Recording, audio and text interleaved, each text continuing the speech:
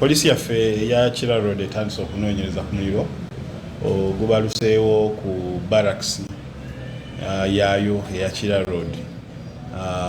Bbalakisi yo nga yo tefunye buzibu naye ka extension ke baayongerezaako mwe mubadde obuzibu kye twandiyise annex nti omuliro gutandise mu nnyumba y'omusirikale omu ne gusaasana ne gwonoona ennyo obuyumba bw'abasirikale abalala 6. So abasirikale 7 bafiiriddwa ebintu byabwe omuli ebifaliso, uniform n'ebintu ebirala ebikozesebwa ng'oli waka.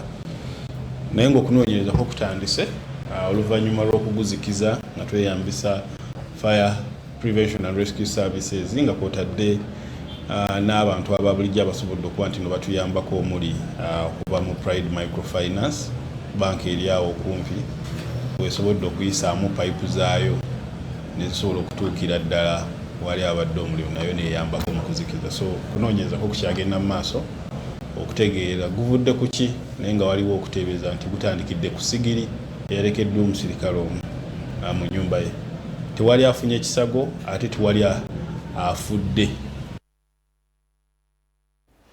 Weewaawo kirungi nnyo nti tewali afudde yadde afunye